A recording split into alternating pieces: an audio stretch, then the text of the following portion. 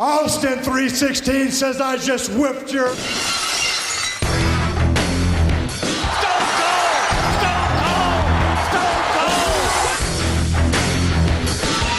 Sit there and call yourself the gorilla, yet you hee-haw out here like a jackass. What? I said shut up. You can kiss my ass. Kumbaya, my lord, kumbaya. What? And that's the bottom line, 'cause Stone Cold said so.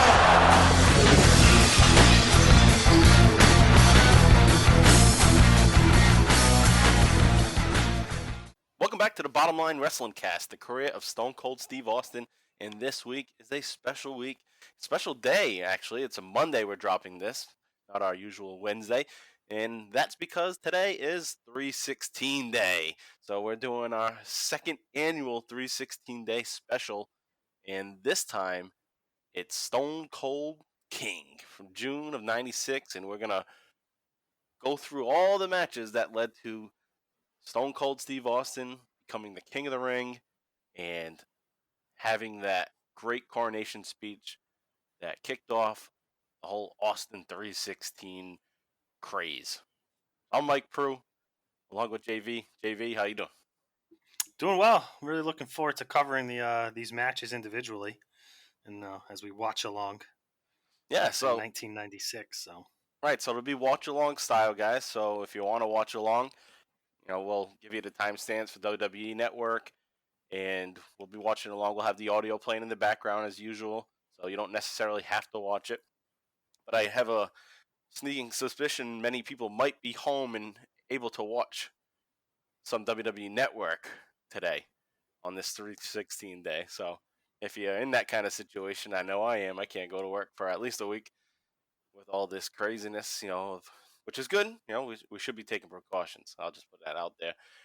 But there should be an escape from all that coronavirus talk. So that'll be like the most of that you're going to hear here, other than me saying, wash your fucking hands.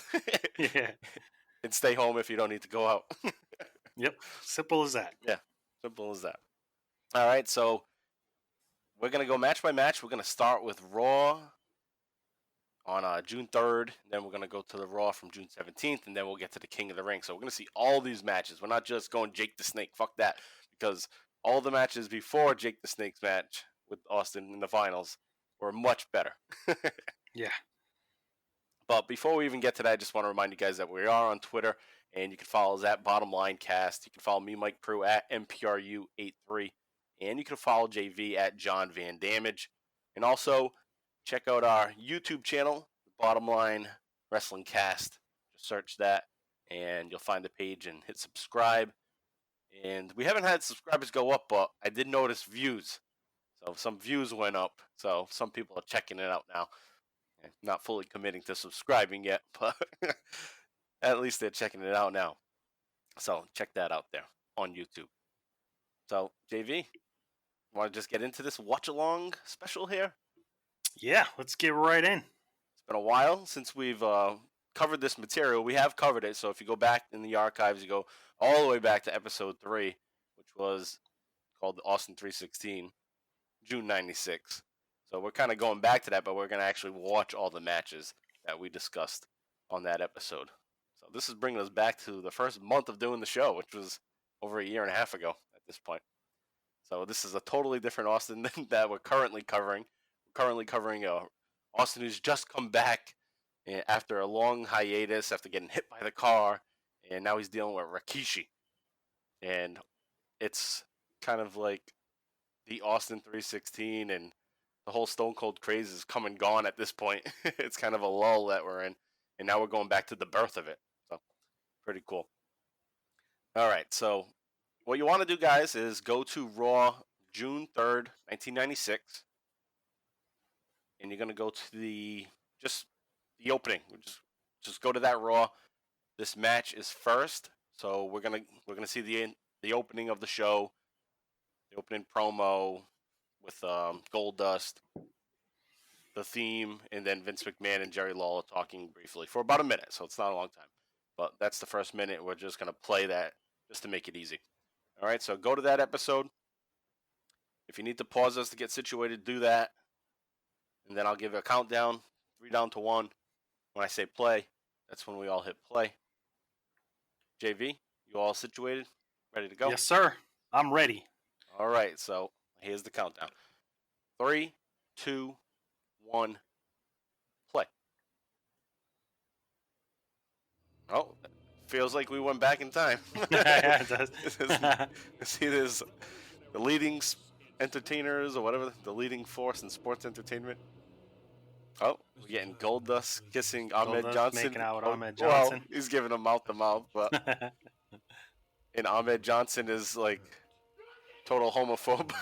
Yeah. We have Goldust naked with the belt covering him. And then this classic 1996 opening of Monday Night Raw with the old music. I love this music still. Oh, it's awesome. And then the sirens at the end. Yeah. And they had this theme for a long time. Just like, I think right from the start, right? Yeah, pretty sure this was the original. I Yeah. know this was in the video game as well. Yep. There it is. There's the siren. Yep, there it is. And look how small the arena is. Yeah.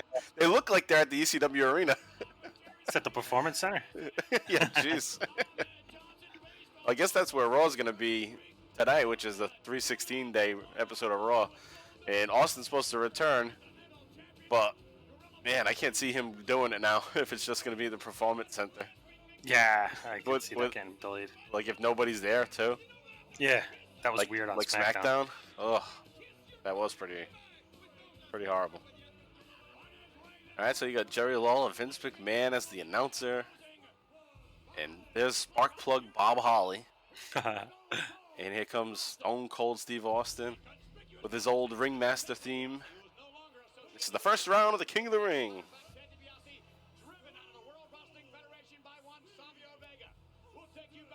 This is when Stone Cold was Stone Cold. Yeah, he's like a serial killer or something. Right. All right, so we're getting some coverage of In Your House, Beware of Dog, and showing the strap match that Austin had.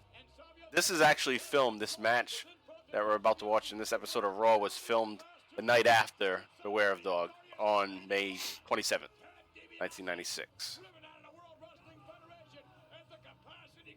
So what they're showing is that the next day, on the Tuesday, which is funny because this, what they're showing right now is actually recorded after this match that we're watching right here. Oh, really? Yes. So this was recorded on the Monday, and then the next day they did Beware of Dog. So yeah, it's kind of I strange. think I remember you bringing that up on, whatever. Yeah, episode back we in covered episode it, 3. actually. Yep. All right, so here we have Bob Holly with freaking long ass hair. Long hair.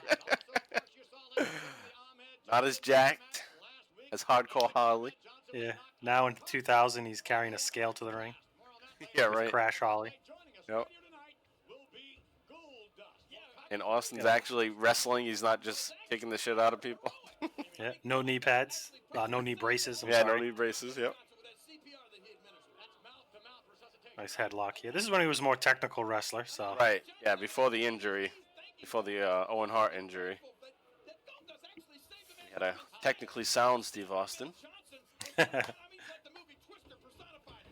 So we got Bob Holly trying to fight back out of the headlock, but And he'll spin around and Austin's back in control on the back of Holly here. yeah, with the hammerlock. So yeah, technical match to start here. Just exchanging holds. Great to see Vince, hear Vince on commentary. Yeah, it's been a while since we've heard him. It's just such memories to hear his voice. Yeah. Even if you think he sucks, which I don't, it's cool to hear it. It's like your childhood all over again. And it's much better than fucking Michael Cole. That's pretty cool. At the bottom of the screen, you have the King of the Ring logo to just remind you throughout the match that this is a King of the Ring tournament match. So instead of the WWF logo, you get the King of the Ring logo there. Nice little touch. Look how small this place is. It has one level. Like I said earlier, it's like the ECW arena. But that's the way their business was in '96. They couldn't sell out big places like they do in '99, 2000.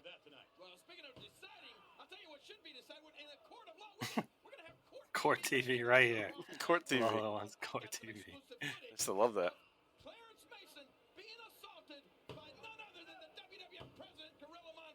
Also, there was one thing that Vince McMahon did say earlier, and I have it in the notes, that Vince McMahon says all the first round matches and quarterfinal round matches will be right here on Raw on the WWF network. No kidding. Yeah. He's wanted that network forever. Yep. Got it. And now it is on the network. He probably did try to get his own channel. No, I believe he did.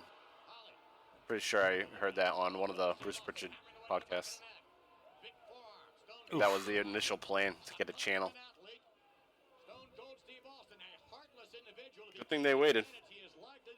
I mean, they did have an on-demand channel for a while in the early 2000s. WWF 24 or WWE 24/7 on demand. Oh, did they? Yeah. No kidding. When that was available on Comcast cable, which is what we have here in Massachusetts, I thought it was the best thing ever because they had old shit on there, and it would change up every month. So you get different pay-per-views available every month. You know, and this was the time where if you didn't have it on tape or DVD, you weren't going to be able to watch it. Watch it again, yeah. Right. So that was the Bob Holly start. back in control here. Yep. Yeah, sound wrestling match going on. Yeah. Totally different approach to what we've been seeing. Even Hardcore Holly, well, Bob Holly, now Hardcore Holly, what we're covering in the year 2000, isn't wrestling like this. No.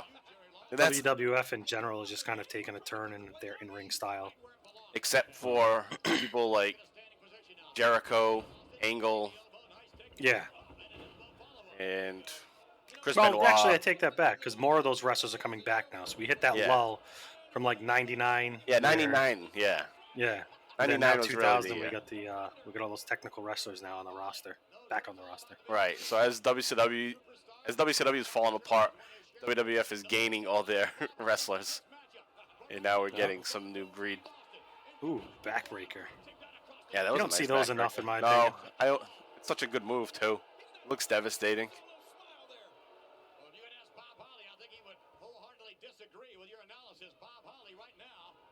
Bob Holly's car is number 15. That's what he has on his tights. I don't know what the significance of 15 is. I wonder who is 15. Maybe it's simple as like the day of his birthday. Oh, I'm gonna look it up. nice move from the top rope. Fixing his knee pads. Going for the pin. Going for the Bob- win. Bob Holly's birthday is January 29th, so nope, that was wrong. Is there a NASCAR driver that's famous that was number 15? Oh, that's Probably a good not. question. Probably get sued.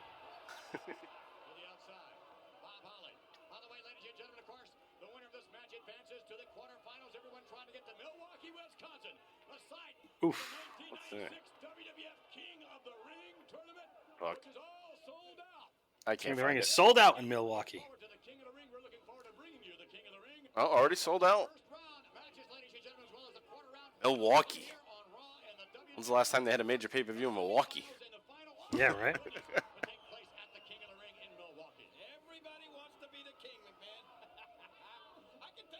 Timestamp wise, where are you at? 8, 44, 46, Oh, we're 47. dead on. It's always good to bring that up. I forget to mention that. And this is Vince again, as I recall covering this, putting over how methodical and calculated Stone Cold Steve Austin is, Right, cold and calculating. which he becomes not as cold and calculated as he develops his Stone Cold persona. He becomes more of a rattlesnake and Right. unpredictable. Not that he's predictable here, but you know what I mean. Like, Yeah. he's really, Right. And that's No why he gets the reason. nickname of the rattlesnake. Yep. It's to just kind of fit what his persona actually is. Because he's love not that. Stone Cold. Nice. Just tell him, get the hell up, and boom, whack. Austin's in command here with the knee drop. So at this point, Austin had too bad just... he hurt his knees. That's right, yeah. No, Didn't mean to cut you off. No. Yeah, that is a good point. Bet I didn't get hurt because we'd have great matches. What the fuck is Goldust doing? He's like rubbing his balls. That was a weird cutaway. Yeah, shit. That was random. All right, so back to the match after the commercial. But what I was going to say is that, you know, it wasn't long before this that he got rid of the ringmaster gimmick and became Stone Cold. And as they also, if you were watching, they showed Ted DiBiase being sent off. He goes to WCW. Austin lost the match at Beware of Dog 2, and that meant that he would lose Ted DiBiase as his manager. So DiBiase had to retire. And this is the first time we're seeing Austin alone, without Ted DiBiase. Which he was excited for because he could actually become his own person. He didn't like the fact that Ted DiBiase was his manager in the first place because he wanted to be able to speak for himself. And he thought that's what made him break out of and learn about his character in ECW is because he was able to talk. And then he gets to WWF and they say, no, you're not talking. Oof, back elbow. And back elbow, going for a pin. And Austin kicks out. A little late to hook the leg there, Bob Holly. Is he, you know, we mentioned Bob Holly has this long hair, but you can tell, like, this is long hair on a person that is bald. Like, Yeah. he has the long hair just to kind of cover the bald spot. It's thinning. Yeah. Thinning long hair. Oh, and there it is. We got the $1 Million Dream on. I think this is the last time he's actually going to use it. Use it as his finisher, because he will use it again in a match against Bret Hart. Yes, we recall But this that. is the last time that this is his finishing move. But he does retire that dreamer, the $1 Million Dream, after that with Bret Hart because it cost him the match, no? Right, yep. So he never uses it again. Stone Cold Mustache Man. Yeah, that's right. It's not even a goatee. It's just a mustache, and I guess it's still a goatee, but it's separated. You got the little chin hair, and then you have the mustache. All right, so that includes that. Austin advances in the tournament, and now we'll move forward to the next episode. So let's get situated there. So what you want to do, guys, you want to go to Raw from June 17th, 1996. And we're going to do the same thing. We're just going to start the show, and the match starts real quick. It starts 11 seconds in. So let's go to that episode of Raw. So if you need to pause, go ahead and do that. And I'm almost ready. Just getting the episode up here, watching it load.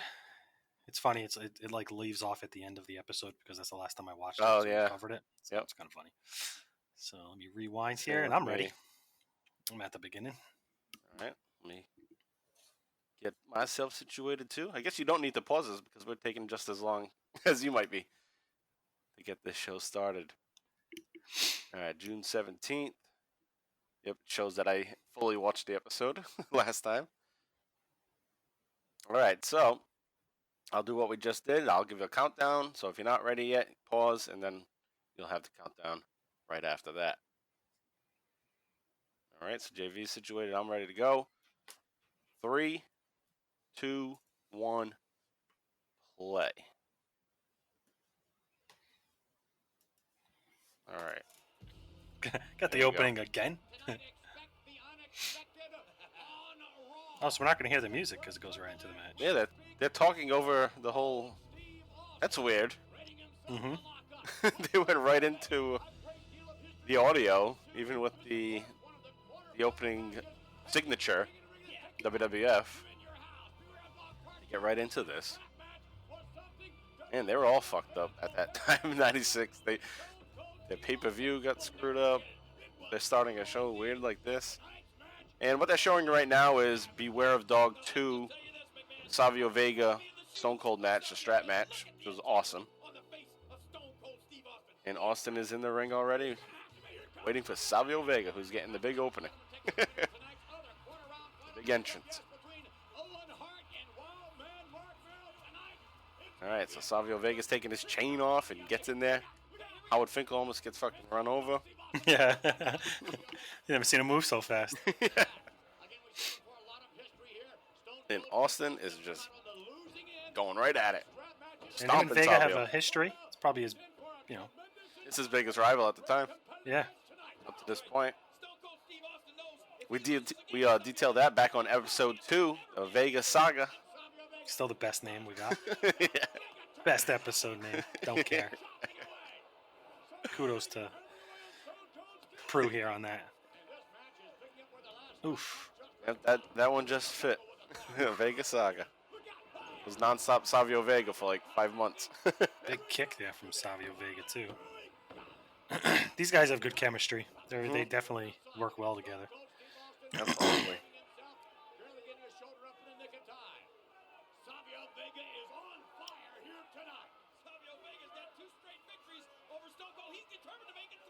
It's like the same people in the front row as the last episode of Raw. Yeah, it's the same exact venue. It's the same day. Oh, that's why. Yeah. So this was taped on May 27th, same as the previous one. Which is crazy because that means that the June 3rd, the June 10th, June 17th episodes were all taped the same day. But this is at the time when Raw's only an hour long. So they did 3 hours, 3 shows within the time that they're there. It's going to be weird when you're in attendance, though, and you just see like 3 weeks of shit in one night. It's like going to a Impact taping. Or a NXT. Well, they don't do NXT tapings anymore, but it would be like going to one in the past. Oof. Austin just wrenching Really on working his on foot. that ankle. Yeah, the ankle, rather. People forget how strong the ropes are. If you've never felt the ropes of a wrestling ring. Vega gets tossed out of the ring. It looks like he's in some agony. There's Marlena. Oh, she was my favorite. Oh, yeah. Nice and small. Wild man. Against Owen Hart. Slammy Award winning Owen Hart. With Sable, who, that's when she was at her peak, in my opinion. These early days, 96. Before she started coming to the ring oiled out all the time. Yeah.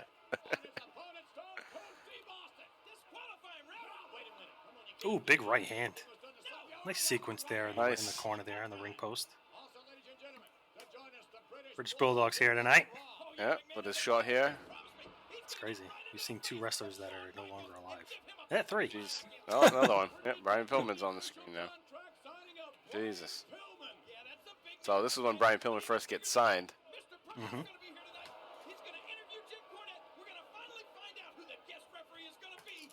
Savio Vega working on Austin in the corner. Mike Chioda looks pissed off with everything that's happening. Why is he so mad? It's all sweaty and shit. What the hell? There's a wrestling match going on. It's not like they're doing anything they shouldn't be doing. Nice knee spot there. Stone Cold.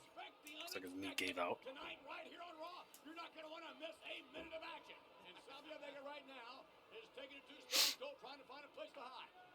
Oh, Savio's got Austin's feet and boom, little, what would you call that? That's like a slingshot type thing. Austin had his hands on the ropes and Savio grabbed his feet and just pulled him and swung him. Austin fell on his back. Oof. That's such a good spot they're going to show it on the double feature. Yeah. Ooh, that looked worse the second time viewing it. Yeah, it did look a lot worse. Looked like he almost hit his head.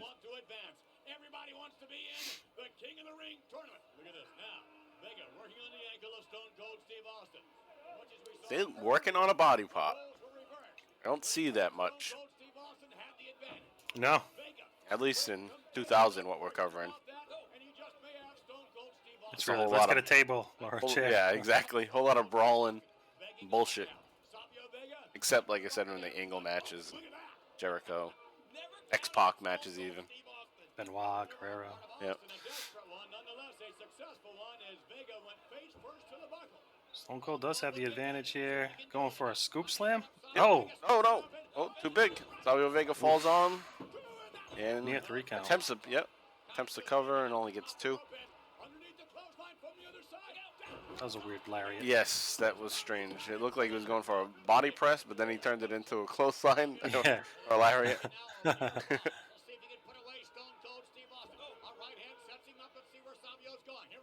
Yeah, gonna work on the knee. Nice. Nice sell there by Austin. That was great.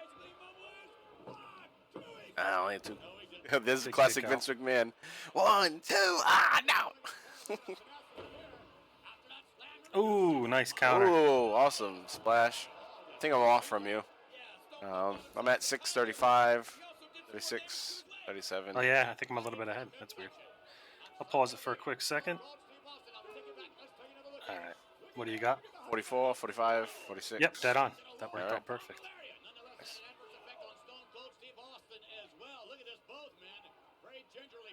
All right, so both men are down, trying to get their energy back. Austin's up first, but he's limping because his knee's been worked on. That's the story, guys. Oh, that hurt so much that Austin had to fall back on the mat. Looks like Savio's midsection's a little banged up. He's kind of sucking wind here. Yeah, he is. Looks like he's it's a good sell though. I mean, hey. Yeah. Oh. Jeez, what was that? Fucking bumper cars? All right, they go to a commercial break. It doesn't look like much happened because I think they just edited to the next. Like, skip 5 seconds. Oh, classic. Austin still. Oh. Oof. That was rough. Austin was going for the leg drop while Savio was on the second rope. But Savio moves, and Austin lands awkwardly. Almost fell out of the ring. But that's an Austin classic right there. He continues to use that all the way through. Oof. And they're going back at it in the middle of the ring. The referee's telling them not to punch each other. But they're not listening. They're not listening. Ooh, big chop. Ooh. Punches didn't knock him down, but the chop did. Yeah. It was just too many punches followed up by that chop. Oh, nice. Oof. Still working on the leg. Yeah, just kick him in the back of the leg. Austin looking a little weak here. Is he going to find his way through? Yeah, which No, is he weird does. because he's the heel here, Right, and he's doing all the selling as far as nursing an injury, which you don't. right. Right, you a want the role baby reversal. face kind of Yeah. be the one that has to make a comeback. But Austin's down and out here.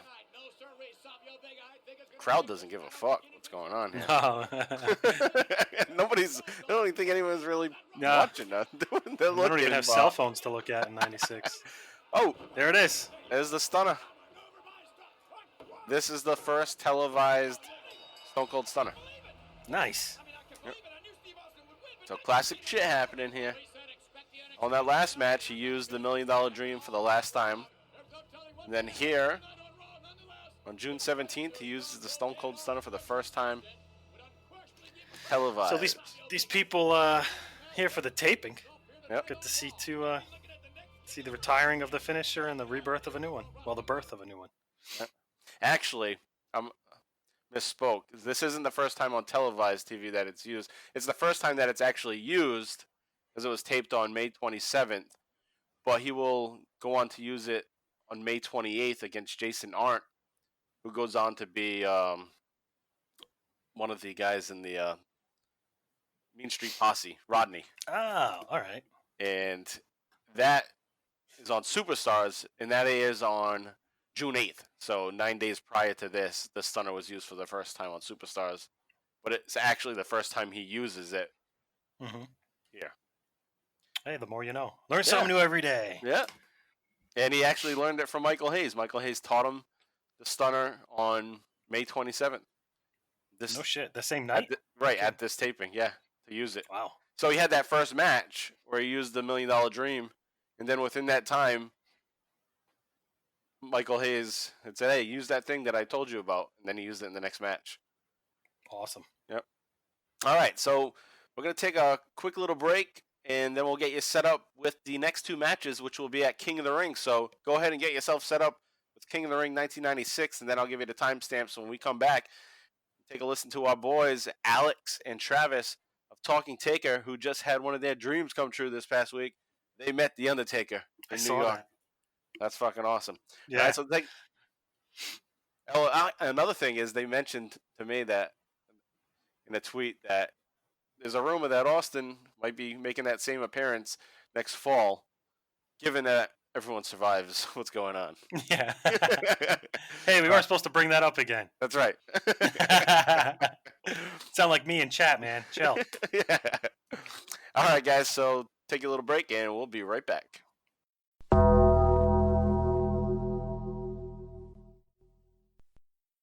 What's up, rattlesnakes? This is Alex Dorio, one half of the Talking Taker podcast.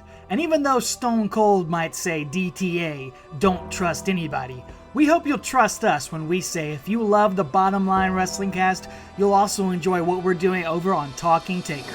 Each week, my lifelong wrestling buddy and fellow creature of the night, Mr. Travis White, and I explore one pay-per-view match in the career of the greatest professional wrestling character of all time, The Undertaker. We're right in the heart of the Deadman's second coming in the late 2000s, but we've got over 125 episodes, so you can jump in from the beginning or pick and choose from some of your favorite moments, including every single Undertaker versus Stone Cold Steve Austin match analyzed in detail, including a great crossover episode with our buddies here at the Bottom Line Cast. You can listen to us wherever podcasts are found, and you can follow along our journey at Talking Taker on Facebook, Twitter, and Instagram. Thanks to Mike and JV for letting us plug the show, and take her easy. All right, we're back. So, JV, those last two matches, which one, how do you rank them? What'd you like? So give them skull ratings, or how? Like, I liked the. Just know one or the other. Which one is better, do you think? Which one do you enjoy more? The Vega one. Yeah, same here. They had a lot of good chemistry, Yeah. as we've talked about. You know, as we mentioned on this episode, but covering a whole show with Vega in Austin. Yeah, they work well together. They have a good match. The match was quick, but it told a story. They both were attacking a spot on the body, and they both got worn down by the end of the match.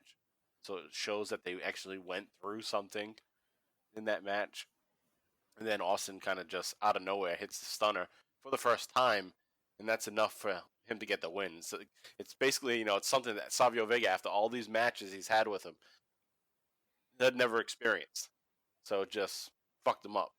He wasn't waiting for it. He came out of nowhere. And that was the debut of the stunner. So even that, just that alone is like, that's a classic match because it was the debut of the stunner. But even that sense that, the whole idea that Vega knows everything that Austin has to throw at him, except for this new stunner that Austin pulls out at the last moment when he's so weak and vulnerable. So nice touch there, I thought. Good way to bring it out. Hell yeah. That's a good point you brought up. That like Vega wasn't expecting it. I Right. didn't think of that because Right. he's never seen Never it. seen in his, Yeah, in it wasn't all the in his matches that playbook. he's had. Yeah, exactly. So you think he'd be scouted well, but this was something new that Austin just came up with. In desperation, too. So Austin was like, down and out. Well, out of desperation, he said, oh, fuck it. Let me just do this and see if this works. And he does. He gets lucky there, and he advances now to the King of the Ring. So the next two rounds of the King of the Ring tournament take place at the King of the Ring pay-per-view on June 23rd, 1996. So you should have time. We should have had some time now to get ready for that. Set that up on your WWE network. If you haven't, well, just give us a pause and get situated. We'll be right here. All right, so it's going to be a match against Mark Merrow, and it's going to kick off the pay-per-view. So at this point, 3 matches in a row, Austin's the curtain jerker for these episodes. He's always in the first match. But that will change after this pay-per-view. Not right away, but this will be the beginning of that change, where he starts to become more than just a mid-carder in an opening act. All right, so he should be situated at this point. We're gonna. you can't be situated yet because they don't give you the timestamp. So the timestamp is A little ahead of ourselves here. Yeah, the timestamp is 3 minutes. So 3 minutes was too long for us just to start the pay-per-view and listen to a bunch of bullshit. So go to 3 minutes, and what you'll see is Owen Hart, who's going to be on commentary throughout this pay-per-view. Owen Hart is putting down his slammy at the announce booth, and he's looking down at it. All right, and you have an old man waving in the back with his King of the Ring shirt that JV had just mentioned to me before we hit record, is that it looks like an old Vince Russo. All right, so he should be situated there at 3 minutes. I'll give the countdown, 3 down to 1, and say play. When I say play, I'll click play. 3, 2, 1, play.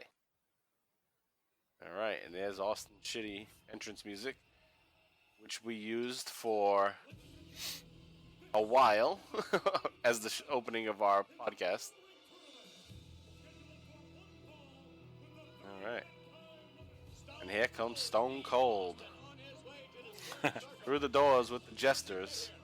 Has he got gum in his mouth?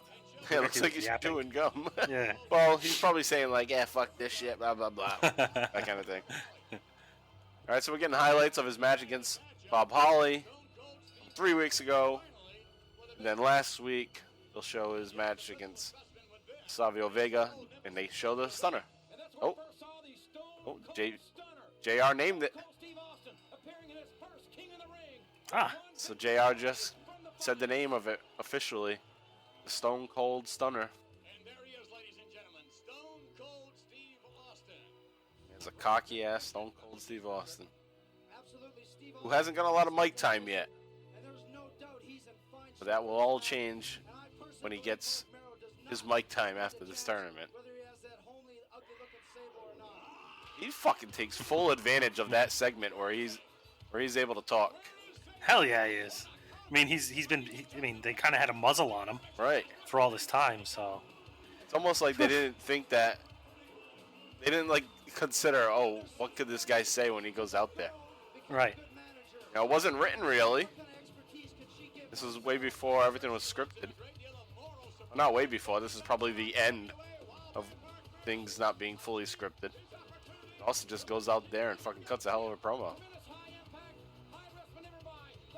But we're not quite there yet. Austin has to get through the Wild Man.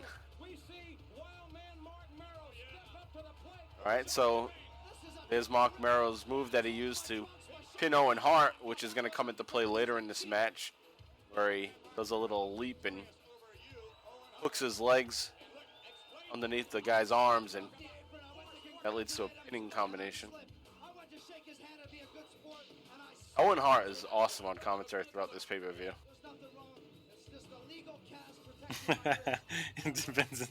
Yeah, right. He's like, yeah, right. And there's Sable. Oh. Love leather. Man, Owen Hart, he obviously would have continued to be a great wrestler, but imagine him as an announcer, like Jerry Lawler style. Heel announcer? That voice? Right. Oh. Right, such an annoying voice. Let's do a timestamp real quick. Just make sure we're good. Okay, I'm at 5:55, 56, 57.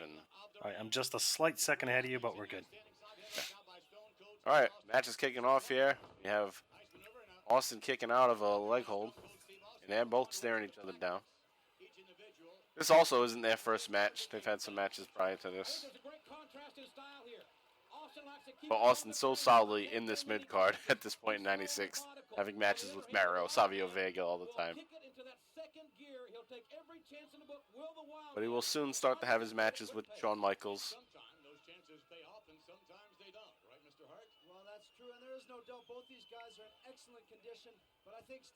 All right, so hammerlock, reverse hammerlock. Bringing up the fact that he lost the $1 million belt. That's right. Yeah, so Austin doesn't have to carry that garbage around anymore. Oh, look at Sable. It's tough to pay attention to the match. I know. Just hanging over the ring like that. If I was in the front row, I wouldn't be watching this match. Just be watching Sable the whole time. If you're in the front row and you're not looking at Sable's ass, man, I don't know, man.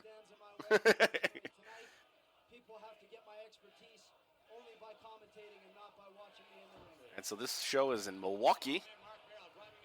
Oh, and Austin bounces Romero off the ropes and nails him with an elbow. Now he's attacking. Yeah, Timmy White as the referee here. Brings me back to the days of my boy, always in Austin matches. Now it's always fucking Earl Hebner. Yeah, it is always Earl Hebner. And drinking beers. It's funny, like, Tim White is the mid-card referee. Like, the referees have, like, their role. Like, yeah. Like the wrestlers. They have their place on the card. Right. You only do these matches with the mid-carders. Mike Chioda, you're in the lower mid-card matches. Maybe some upper mid-card matches from time to time. Then Earl always gets the main events.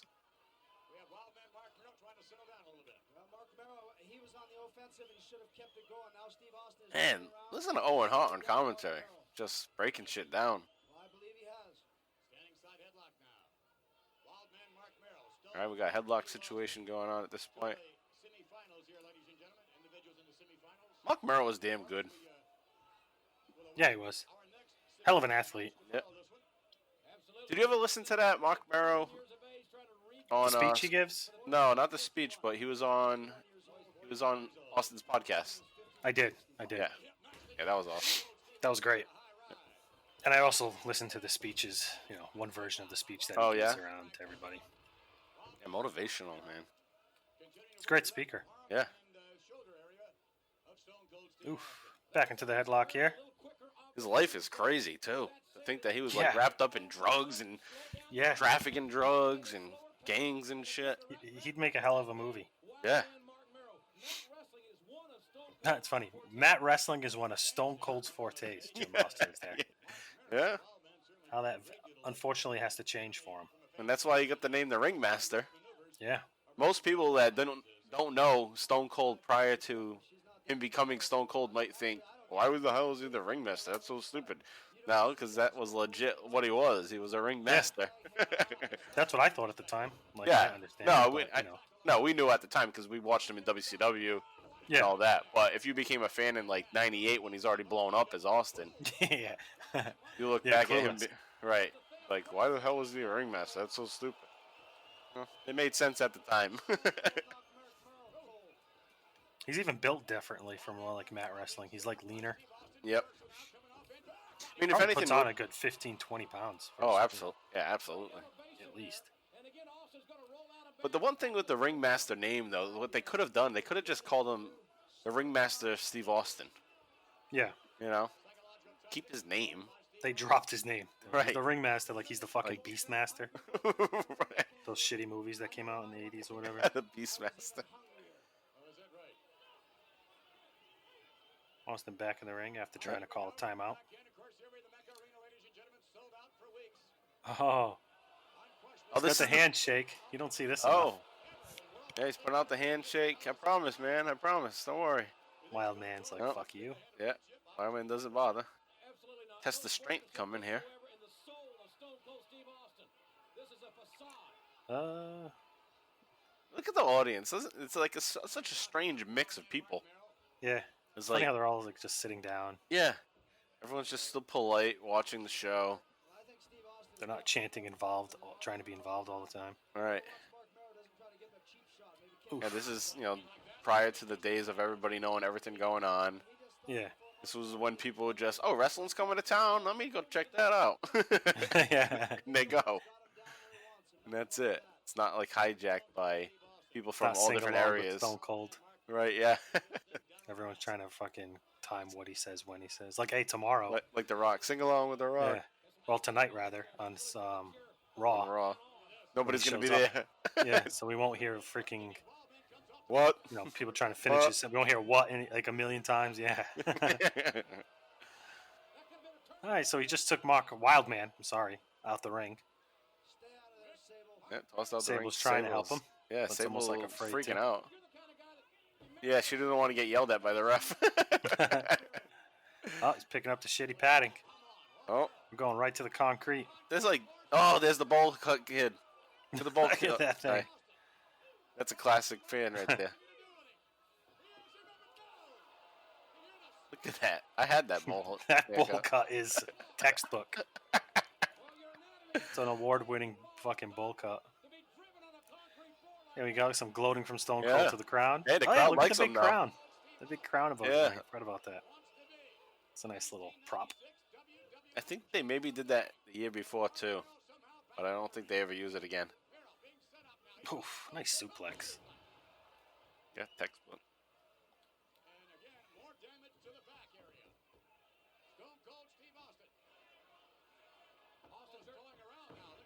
All right, Austin continues to work on Mark Merrow. He's gonna do. What's he setting up in the corner? He rolls out of the ring and pulls Merrow. Looks like he's gonna do a little elbow to the throat job here. Oh, yep, and he did. Yeah, you can see some of the fans, they're totally into Austin. Oh, that bottom line. McMahon even says it here. I feel like I've watched so much wrestling. You hear people say in promos, bottom line all the time. Or I pick up on it all the time. It's just like a wrestling term that they use. That and brother. Brother, yeah. Brother, this is the bottom line.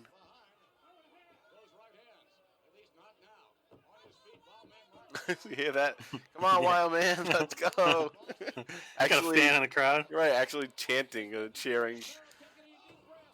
That's something that, of all the wrestling I go to, I've never, cheered on a wrestler. Come on, bro, do it, come on. Right back. I did. Have you? John Cena. Oh, at WrestleMania? Yeah. That's That was different. just like I guess that's but- different. Yeah. I've never been to WrestleMania.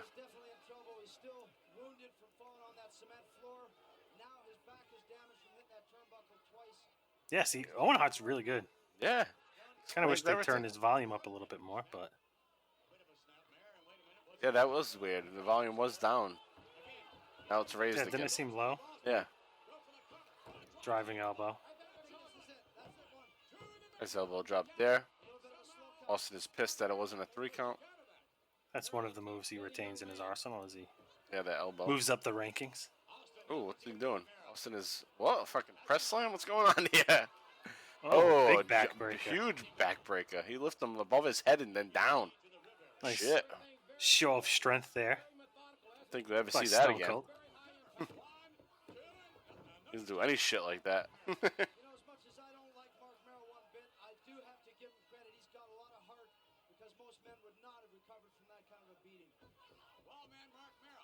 All right, so Austin's going for a Boston Crab. Wow. A submission move. So good sequence of moves here. So he does the backbreaker and then follows it up with the Boston Crab to continue pressure on the back. Oh, nice. Austin saw Merrow slipping away there, but pulled him right back to the center of the ring. Looks like Mark Merrow's going to roll out of this. Half-assed Boston Crab. Yeah, so get down on the back. Rick Martel does not approve. No way. Yeah, so he did roll. Whoa! Merrow finds some energy and spins Austin out of the move. All right. Nice tip shot. All right. Yeah, it was. Oh, Merrow gets Austin to a small package. For a 2 count.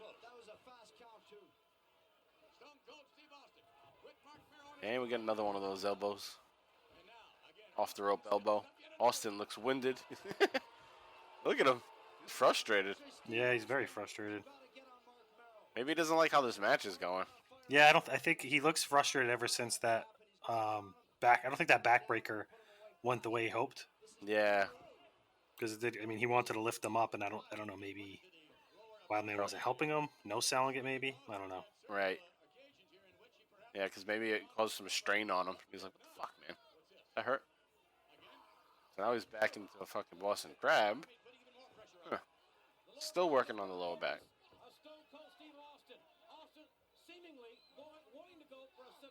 Yeah, so I'm at right now 17 minutes.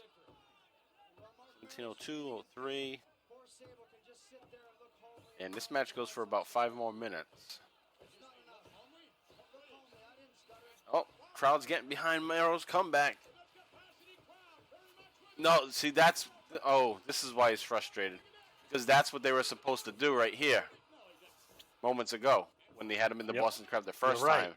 Yep. And it didn't work. Then they fucking did this whole spot again. That's why Austin was frustrated. He's like, fuck, we gotta do this whole thing again. So then we get to this right here. This spot. Now Mero's gonna fuck it up even more. Because he just kicked him in the mouth. And he... Ooh. And Yeah, that was ugly. And Austin's gonna need 16 stitches. So fucking Austin... I think that's a legit right hand. Right hand, yeah. It's like, dude, what the fuck? He looks pissed, like not acting. Even Right. Mero looks like he really got punched in the face. It's like, what the fuck, great. man? He's talking to him right now. Sleeper. Stunner. Ooh.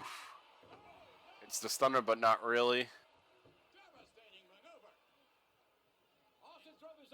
Kind of like a jaw jacker, I guess. Yeah, Vince McMahon, called it a maneuver instead of the stunner, Right.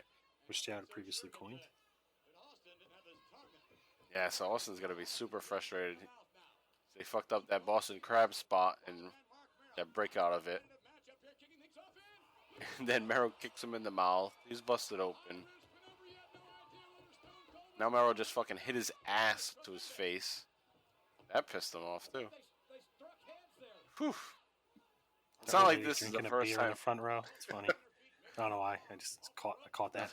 Big drop kick. Other drop kick. Yeah, the lady in the stripes. Oh, Pretty sure yeah. I see her chugging a silver bullet. A can? Oh, Yeah, maybe they looks sell like a cans can. there. It's the 90s. Things were different.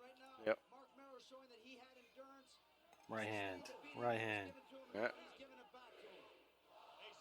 Get the classic punches in the Yeah. corner. Fans count along. You don't get that often anymore.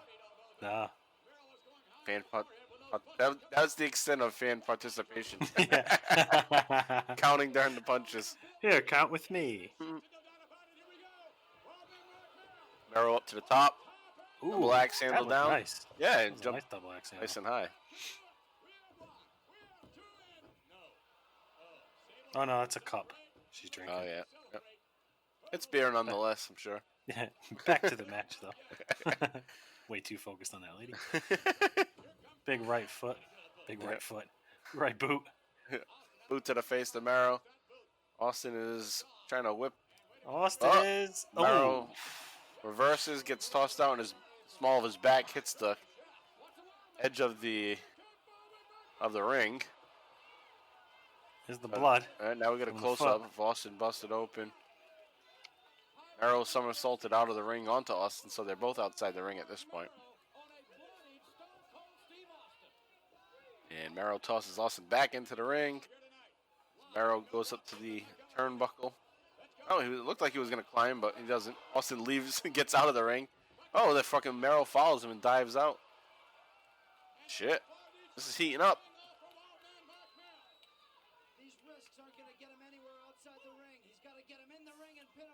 Austin's probably saying, hey, let's fucking end this already. Let's get to the finish. My mouth is busted. All right, Mero up to the top. Drop kick off the top rope. Austin is down and out. So that's like the theme going on here is Austin is down and out towards the end of the match and he's going to find a way to pull it out. Let's see how it happens here.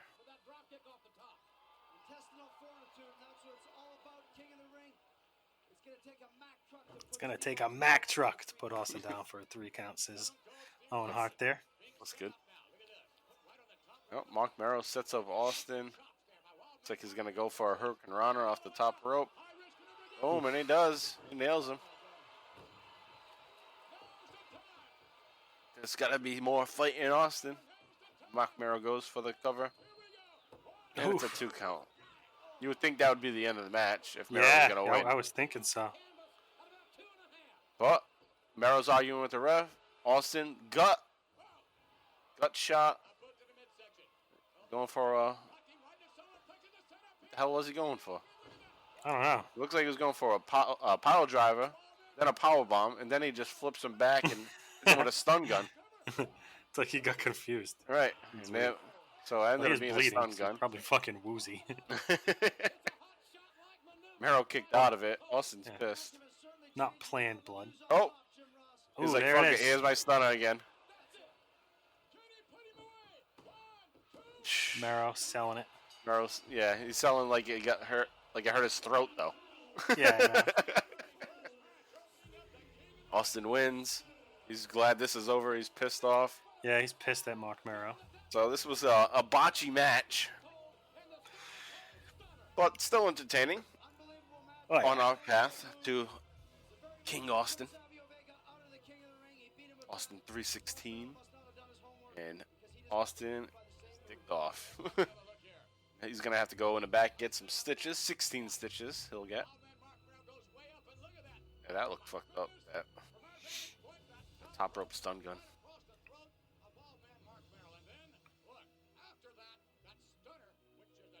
There it is. It's official now. The Stone Cold Stunner. All right, right at this point, on the left-hand side, it looks like the Miz. The kid's clapping his hands right now. That's the fucking young Miz.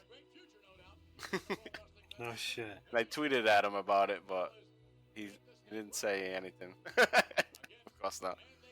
That's so Austin advances, and he's going to face Jake the Snake or Vader. We know it's going to be Jake the Snake. And we'll get to that match in just a moment. So let's move ahead. I'll give you the next timestamp. And let me just get situated here. I'm getting there. What the fuck is it? There we go. All right, so there's an interview with Brian Pillman and then the match. All right, so let's go to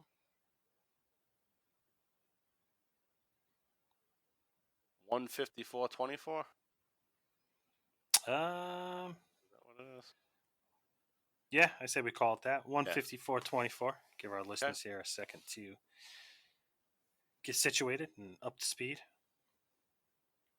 All right, so 154.24. When you have it on your screen, you'll see the set for the coronation. So you should see the crown, the robe, and then also the entrance, and you can see Stone Cold in the entrance right there. Is that what you see, JV? Say that again? It's the coronation set with the ring. Not with the ring, with the crown, the robe. Yeah. So the crown, and you can see the guy in the yellow. Yeah, you Looks can like see he's got a Austin. yellow jumpsuit on. I don't see You don't see Austin? No. 154.24. Oh, now I do. All right. Yeah. It just must have been half a second off. Okay. All right. So I'll do as usual. 3 down to 1 and say play. Everybody's ready there. All right, let's go to the finals now. 3, 2, 1, play. All right, so here comes Austin. Here he comes. For the second time tonight, after a busted mouth or busted chin, whatever the fuck it was.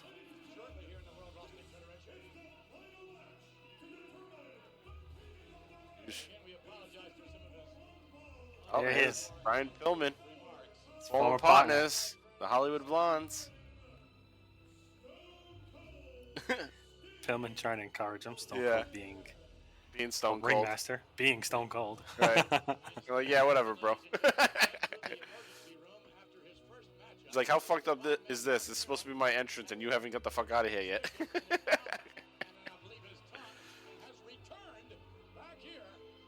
A lot of shit that would never fly today. The production.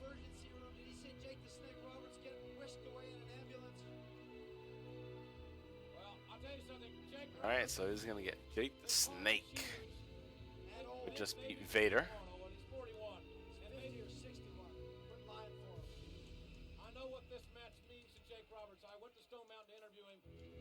Classic Jake the Snake music. Oh, 41 Jake years the old. Snake. Yeah. That's how old he is here? 41? Yeah, 41, and Austin's 31.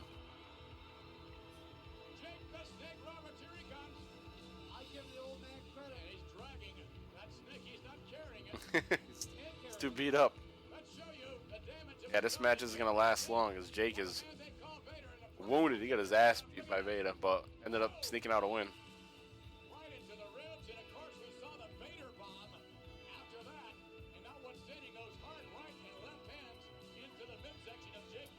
Hey, did you hear how on AEW when he came out they had like a knockoff version of this music?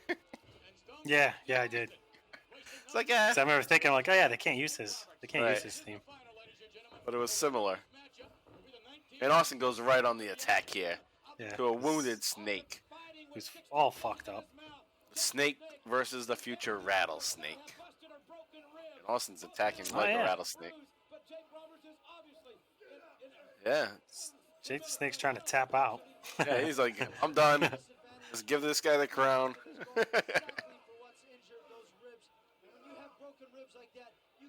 So yeah, so he's gonna focus on the ribs here, which is cool. Man, Jake looks like he's 61 here.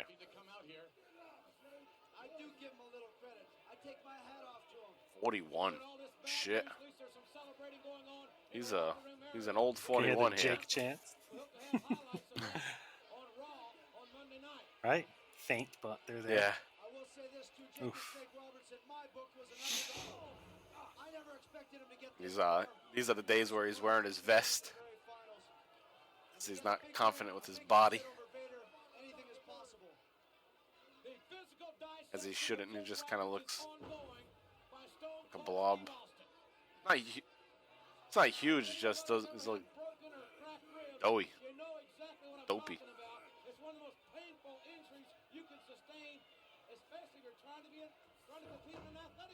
Austin looks pissed here too. I can't even have a fucking match with this guy.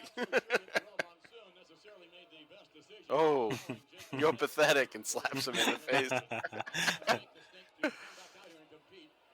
It's like an old dog that needs to be laid to rest, right? Yeah. Yeah, that's kind of what they're going for, it seems like.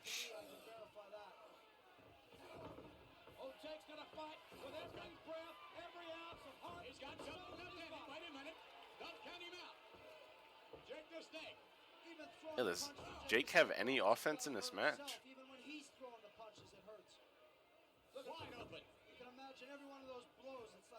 I don't think Jake's going to do much here.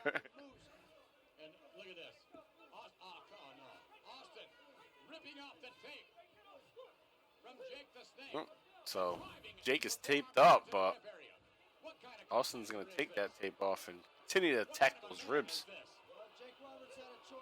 The paper's coming off. The wrap. Yeah.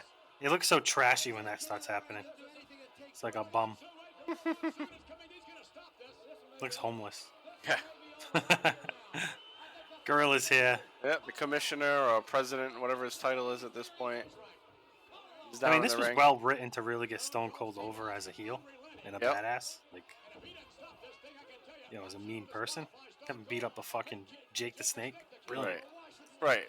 Older wrestler. He's all damaged.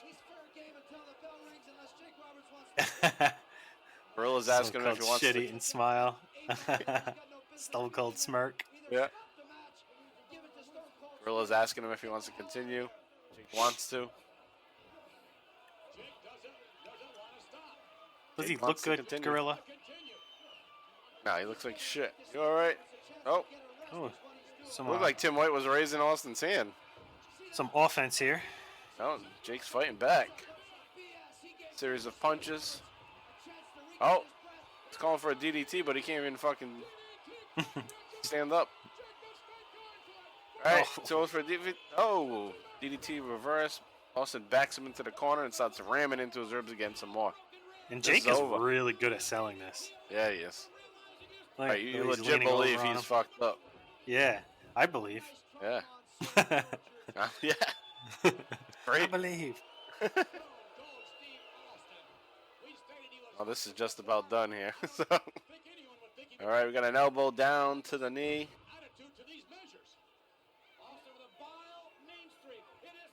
It's like Austin's about to set up for the stunner here. The early version of the stunner. The pre-kick to the gut.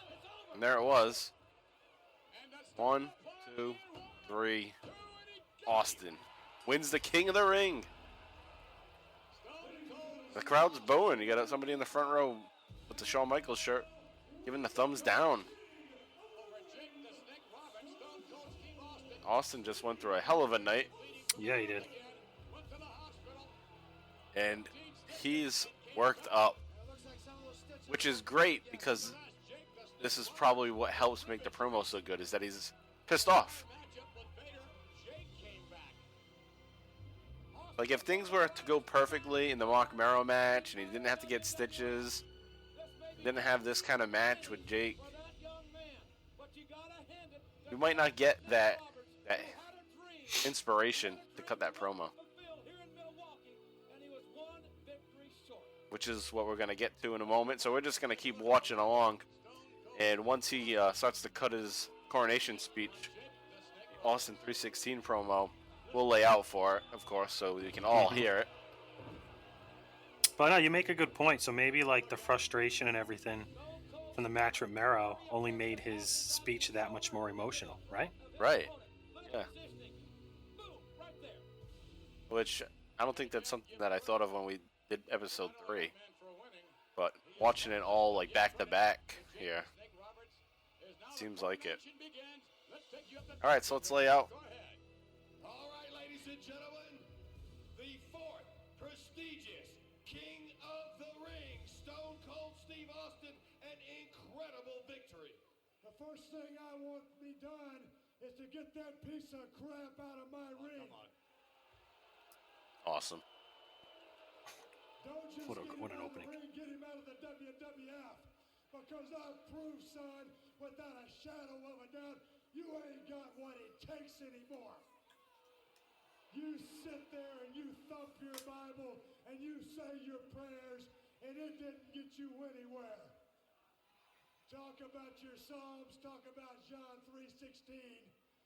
Austin 3:16 says I just whipped your ass. Man, sounds so I still awesome. get goosebumps Yep. listening to this. All he's got to do is go buy him a cheap bottle of Thunderbird and try to dig back some of that courage he had in his prime. As the King of the Ring, I'm serving notice to every one of the WWF superstars. I don't give a damn what they are. They're all on the list, and that's Stone Cold's list, and I'm fixing to start running through all of them. All right, Stone Cold Steve Austin. Vince is trying to cut him off. 1996 As WWF far as King this of the Ring. championship match is considered, son, I don't give a damn if it's Davey Boy Smith or Shawn Michaels. Steve Austin's time has come. And when I get the shot, you're looking at the next WWF champion, and that's the bottom line. There it is. Said so. First time said. That's the bottom line. The 4th prestigious As the 4th King of the Ring walks off and spits into the air, which we do not recommend to do today on 316 Day, as the Sega Saturn blimp goes across the screen. What a fucking promo. Doesn't get I love old. it. Goosebumps right away. Yeah. Just the way he opens it is perfect. Right, he just Like, comes get up that there piece of pissed. shit. Not shit, but in my words, get that piece of shit out of my fucking ring. Right, I'm the king of the ring. That's my Yeah. ring now. I'm the ring master. Right, he's got to go. Fucking classic. Awesome. So, there it is. That's Austin 316 being born right there. And hell of a promo, hell of a night for Austin. It's going to kick off the career that he goes on to have. And I say this often. This is not, overnight sensation either.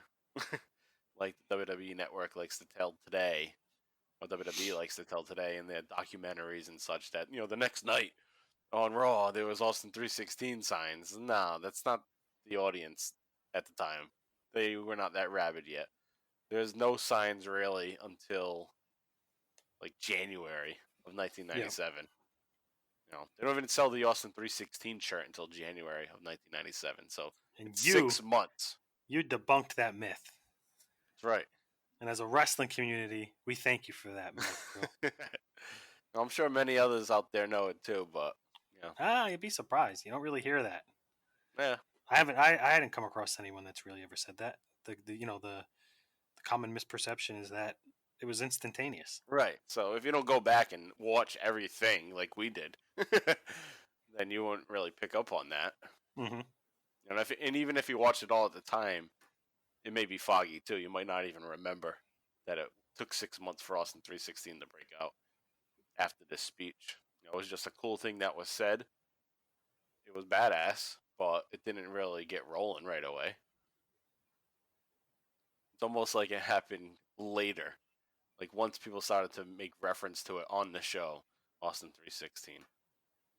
And he doesn't even really say it much either. He just ends up having the shirt.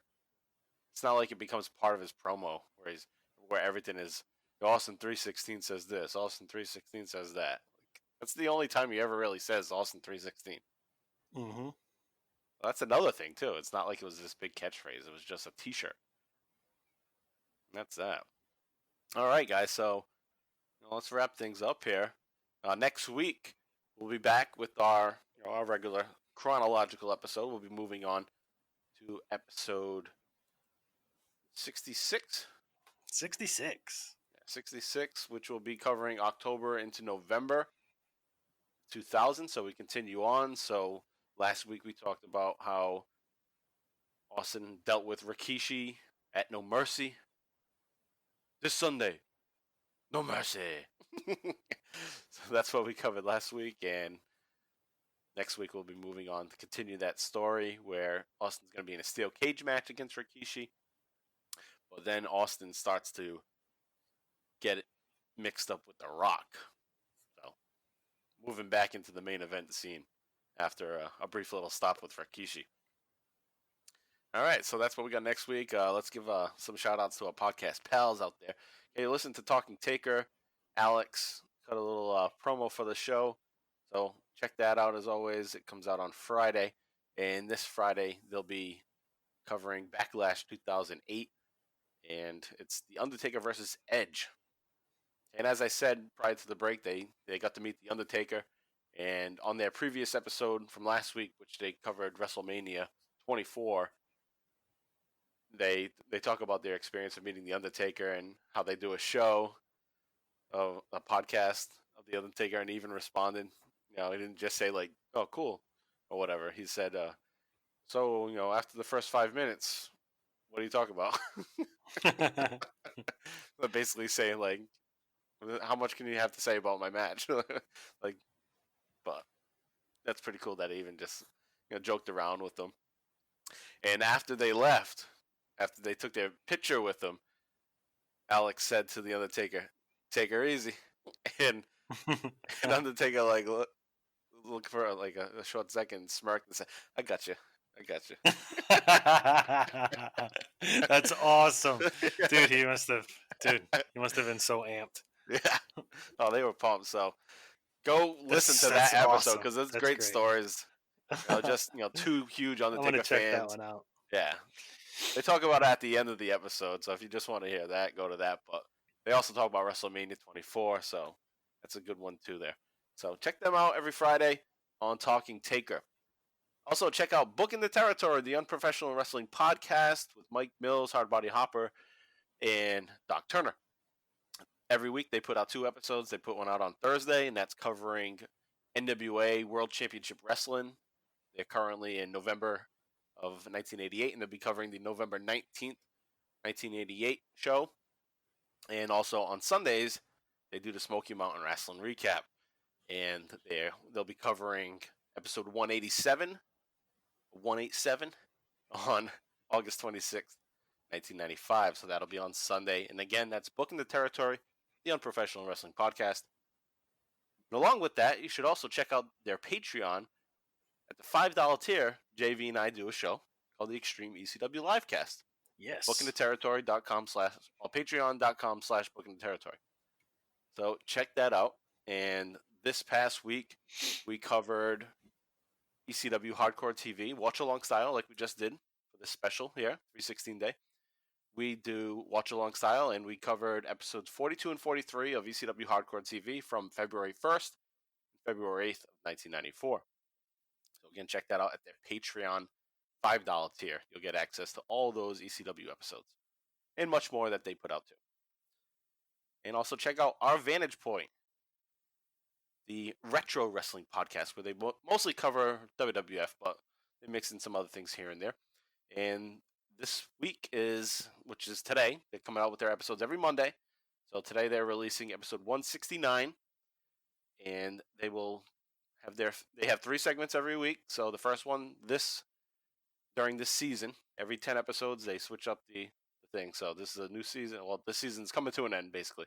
But they've been doing the influencers, and usually I tell you what the influencer topic is, but we're recording this on Sunday, so their episode hasn't come out yet on Monday, so I don't know what's on there yet. So they'll have the influencers, and they'll continue their royal rankings for the best managers, and it's week 5, meaning that it's the last week. So they go through 10.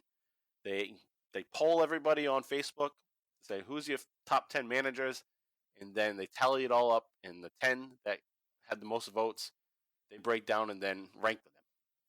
So they're in the last week of that, so there's 2 left. And I'm going to take a guess at it right now because these 2 managers haven't been talked about, and they probably should be in the top 10 list. One being Mr. Fuji, I think would make the top 10, and they haven't talked about him yet. But an obvious one that hasn't been talked about, who's a clear number 1, in my opinion, is Bobby the Brain Heenan. He's number 1. He's number 1, yeah. And he hasn't been talked about yet, so he'll definitely be talked about on this episode. It's him or Heyman, right? Well, they've talked about Heyman already. All right. Yeah, so can't be him. But, oh, you mean just in general? Who's number 1? In general, right. Heenan's, I think, way above Heyman. But I'd agree with you. Heyman's really good, but yeah. So anyway, it's probably Heenan and Fuji. Maybe not Fuji. Fuji may not made the top 10, but that's my guess.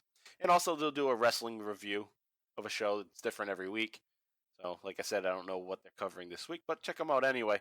And again, that's Our Vantage Point with Joe Murata and Michael Quinn, the Retro Wrestling Podcast. And Free Your Geek is back with a new episode. Our boy Jay Free is putting out episodes of pop culture, what's going on in movies, TV, comics, basic pop culture stuff. And this week is episode 89. It's called Going Through a Phase. And on the show this week, they talk about the Marvel Ultimate Alliance 3. That's a video game, right? Is that a computer nap? Is that what that is? Ultimate Alliance? I think it's some kind of game. Yeah, Marvel's Ultimate Alliance. Yeah. All right. Yeah. So I thought it was. They talk about the Black Widow trailer. The final trailer just came out. They're going to talk about the MCU Phase 4, the timeline of it, and what movies are coming out, and the order of it and such. And then they do a final countdown, which is one of their segments that they do. Most episodes, I believe, they do a final countdown, and they're going to rank the top 3 Spider-Man villains. So that's on Free Your Geek this week. Going Through a Phase, episode 89. So check them out. All right, so again, it's Talking Taker, Booking the Territory, Our Vantage Point, and Free Your Geek. Check them all out this week. All right, JV, anything left? Yes. Anything for you? No, just everybody wash your hands and be safe. That's right, wash your hands.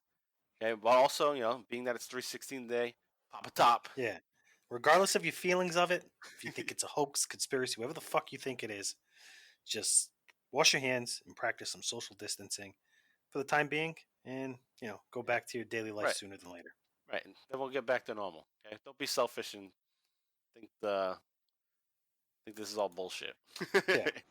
Yeah. All right. So, and with that said, don't go crazy either, but be fucking rational. All right, guys. Again, like I said, 316 day, you gotta pop a top, eat a fucking hot dog, something like that, in honor of our man Stone Cold Steve Austin. I'm Mike Prue, along with JV. We'll be back next week. So long.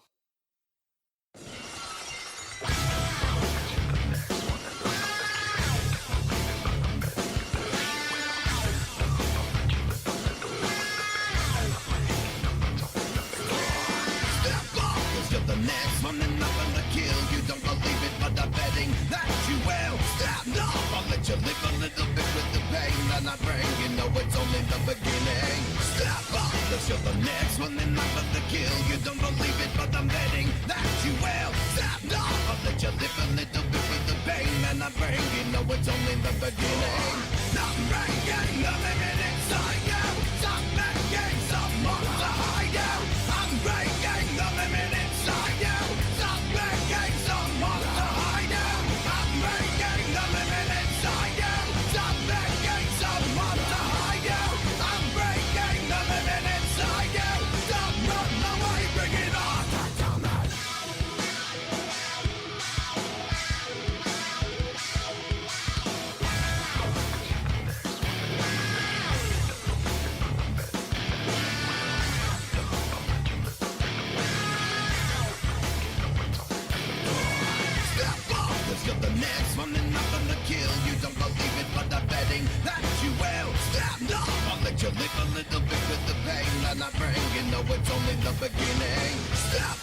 cause you're the next one in line for the kill. You don't believe it, but I'm betting that you will. Stop, no, I'll let you live a little bit with the pain that I bring. You know it's only the beginning. Not breaking the limit inside you. Stop making someone to hide you. I'm breaking the limit inside you. Stop making someone to hide you. I'm breaking the limit inside you. Stop making someone to hide you. I'm breaking the limit inside you. Stop running away, bring it on.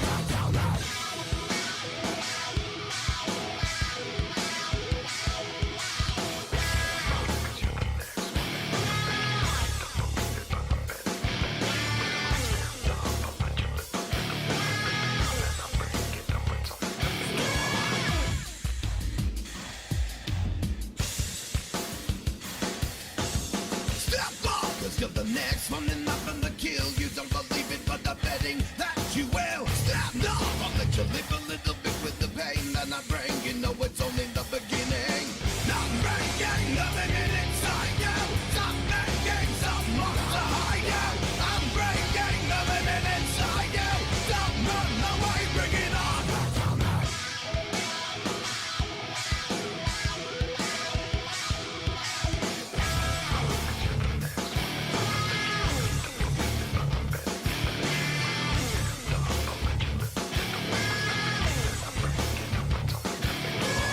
Step up, cause you're the next one in line for the kill. You don't believe it, but I'm betting that you will. Step up, I'll let you live a little bit with the pain that I bring. You know it's only the beginning.